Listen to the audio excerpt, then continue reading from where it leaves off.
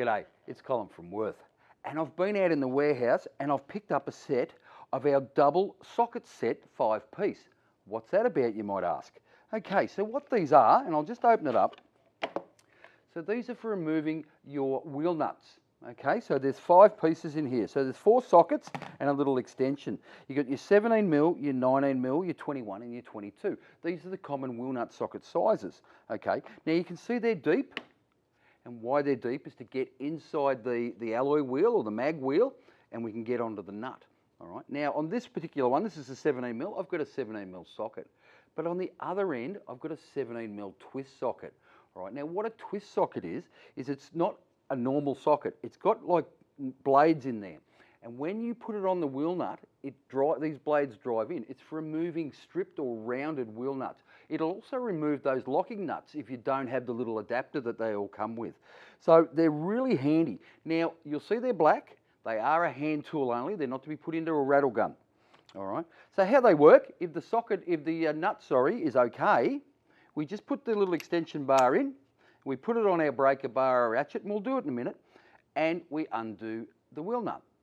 But if it's a lock nut and we don't have the tool, as I said, or it's stripped, we turn it round the other way for the twist socket to remove that stripped nut.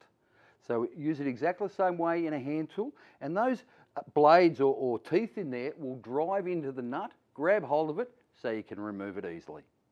So let's go and have a look at them in action.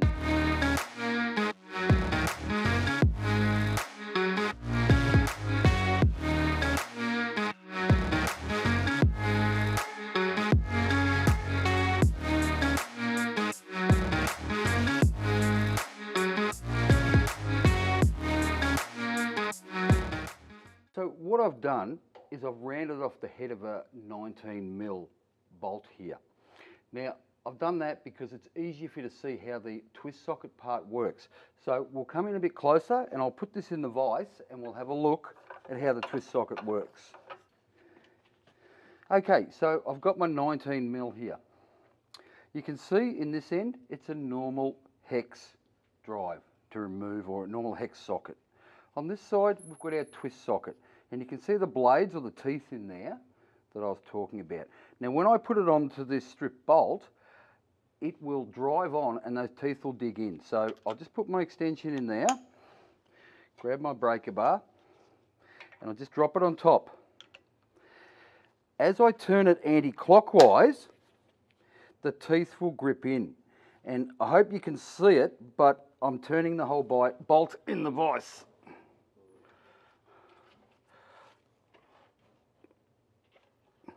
So you can see how it bites on. So I'll take it out of the vise now, and hopefully we can see in there and see that the twist socket has bitten in and grabbed on. So I can remove that stripped nut, or in this case, that stripped bolt.